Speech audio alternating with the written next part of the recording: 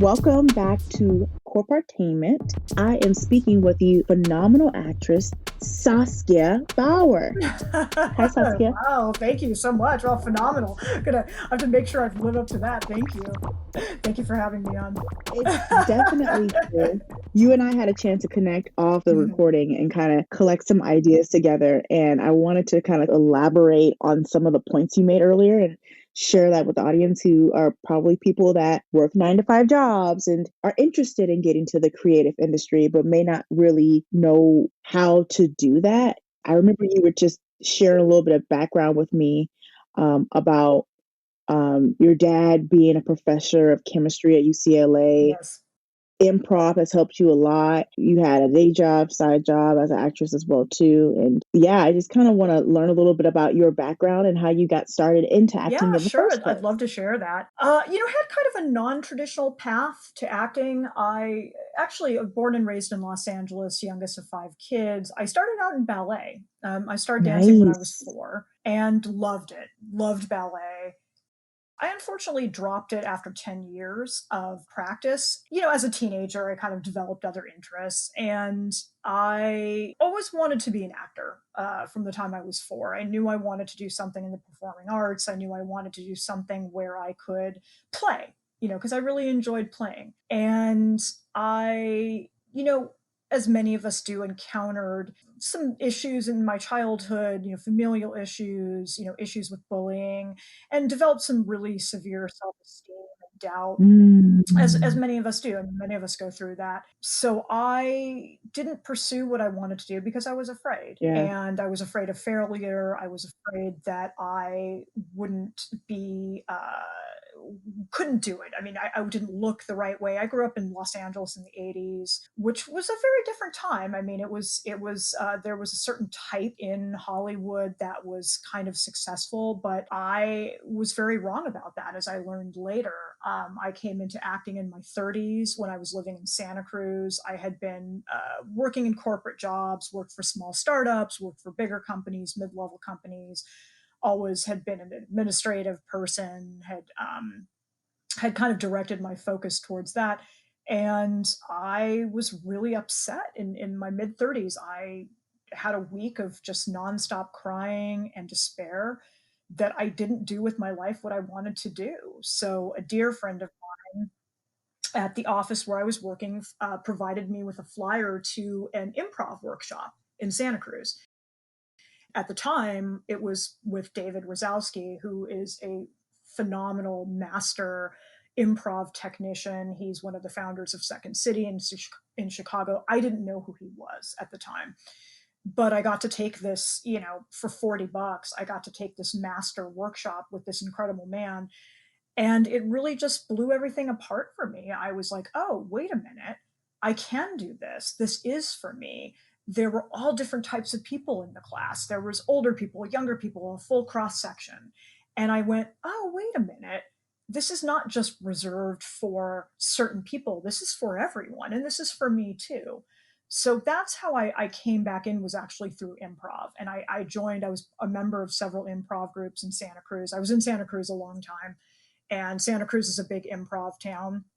And I also got to take a lot of improv classes while I was there with two amazing women, Clifford Henderson and Dixie Cox, who run an improv training, the Fun Institute there. And it was a lot of fun. They were great. And I remember Dixie saying to me, oh, girl, this is in your blood. You got to do this. Wait, I'm thinking in my mind, I'm like, how were you able to do that and work at the same time? At this time, were you working corporate? I was still working corporate. I still had my 9 to 5 office job. And actually, funnily enough, as you mention it, I was in a six-figure job at the time. I held a job of some esteem there. And I kind of knew in the back of my mind that if I was going to pursue acting, that I was probably going to have to let that job go and go for a position where there was a little less demands. There were less demands on my time, because that was a job where I kind of knew, like, I'm not going to be able to pursue this and this particular career at the same time. So I did end up leaving that position. I've been really, really lucky in my corporate life to have been mentored by phenomenal women, just amazing women who were just so nurturing and so kind to me. And I got to work a position where I got to leave, at when I was done with my day, I left. I was in rehearsal at the time for the very first play I was ever in, which was Sound of Music. Had a very small part in that, but it was great. And I knew that again, I was going to have to minimize one area of my life, and that did involve taking a pay cut. And that's okay because I was still able to budget it so that I could pay my bills and keep my housing. And there is this balancing act that comes with being an actor that, one of my dear friends, Jeffrey Weissman, who's a wonderful human being, up here in the Bay Area. He told me, I remember him, when about 3 years ago, when I was really starting to put myself forward in this career, he told me, listen, you're not going to make a lot of money.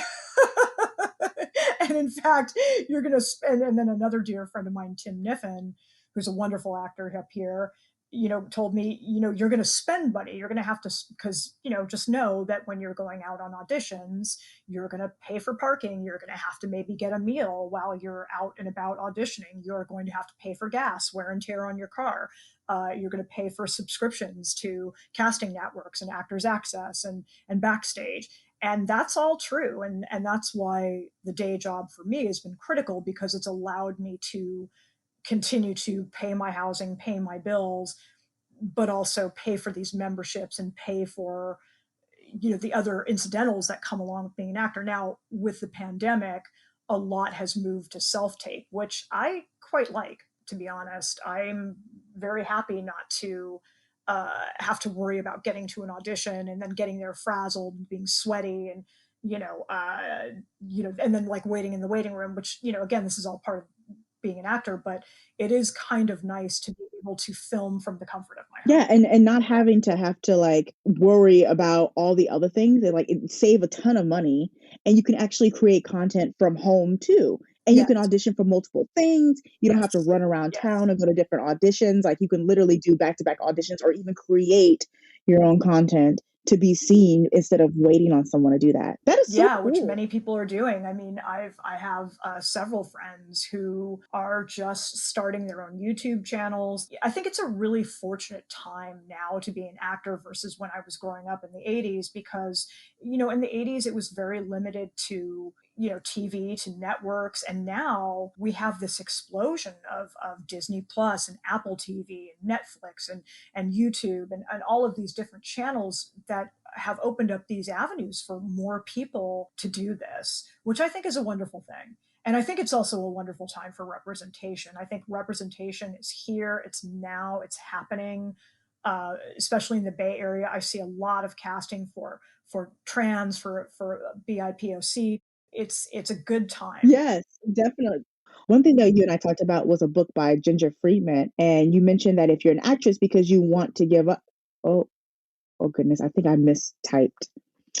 Okie dokie. Okay, well, I I typed up my notes, but I don't understand my notes, so that's the weird thing that's happening right now. No But problem. I guess I'll go on. Yeah. There you go. Improvise. Tell me a little bit about Ginger Friedman, and the book that you recommended. Yeah, so Ginger Friedman is a wonderful author. She was a casting director, and the book is The Perfect Monologue: How to Find and Perform the Monologue That Will Get You the Part.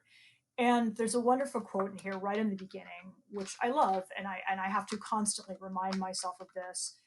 It's in the introduction of the book. If you desire to act because you are looking for acceptance, applause, adoration, and love, you probably won't get very far in this business, not as an actor anyway. You've got to give to get. If you desire to act because you want to give of yourself, share yourself unconditionally, expose your vulnerability, and give love, then you've got a shot. It is then and only then that you can get acceptance, applause, adoration, and love. So I love that seeming paradox of you have to be willing to be of service, to give, and not be about all the get. And it's really a spiritual principle. when it comes right down to it. What I understand or how I interpret that piece of information to be able to apply it, that's something that I can do every day. It's essentially telling you don't look for somebody to pat you on the back before you do the thing. Just do the thing. Just like creating this podcast. It's like it's easy to let imposter syndrome get in the way. And then I sit Yes. back and I go, oh, I'm not going to be good enough at doing this or yada, yada, yada. But Yeah, just just do it. recording Yeah. it and seeing where it goes makes a really big difference as opposed to just sitting back dreaming about it and thinking that, oh, somehow I'm going to make it, but I have to be perfect before I do it. Exactly. I mean, it's interesting because this conversation I had with my friend Matthew Carudo, who is an author, I was on his YouTube channel and we talked about reframing failure. Matthew pointed out, I wish we could talk about failure and reframe that as experience. And I thought that was a really wonderful reframing of it because I feel like, again, I'm going to use the word failure, but I feel like it's mandatory. But if we frame that as that's experience, and that's really the gold that you get from venturing out, and you're not always going to be successful, and that's really okay. I think, and Matthew actually brought this up too. It was his perception that there's an expectation, you're going to be brilliant and you're going to have success, and acting is really a marathon. It's not a sprint. Right. And you're going to make mistakes. You're going to goof. It's okay. He had a wonderful author also on his YouTube channel, Tahani Nelson, who's fabulous. She's a wonderful female writer of fantasy and fiction. And she talked about how she'd gotten some negative feedback on one of her novels, but she kind of used it to propel herself forward. And the negative comment she'd received was kind of a silly one. It was pretty silly in nature, and she just really used that as actually one of the selling points now of her books and her writing. And I apologize. I have to apologize. I probably shouldn't say female writer. I should probably just say writer because I know there's this need to sort of, identify women as such as though they can't. We don't refer to people as male writers. So apologies for that. I don't want to refer that way. Well, what advice would you give people in their 20s and what advice would you give people in their 30s? Sure. People in their 20s who want to pursue acting or pursue a career in performing arts or any avenue of it, get your feet dirty. Get your hands dirty, get your feet in it. I don't think "get your feet dirty" is a saying. Get your hands dirty. Um, go out and work background.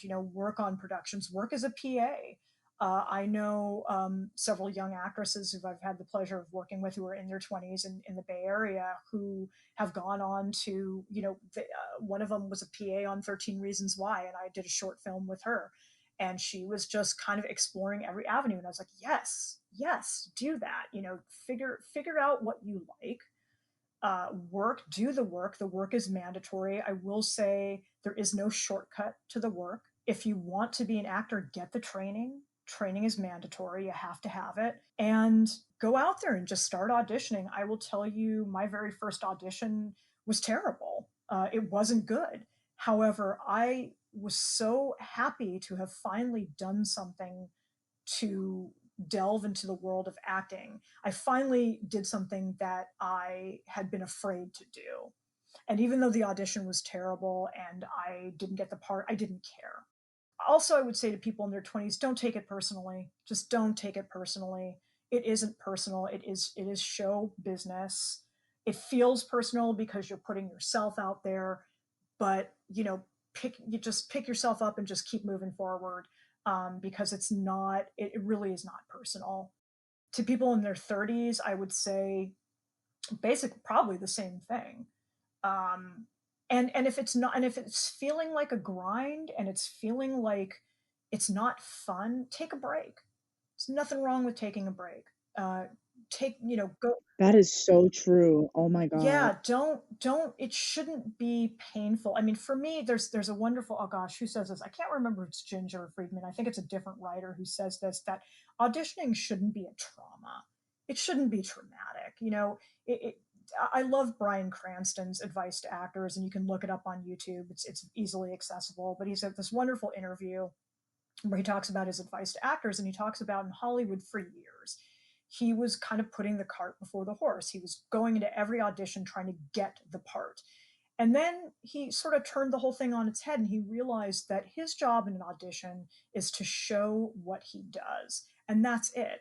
And it really is the ultimate lesson in acceptance that you can't control how people see you. Don't try to control how people see you.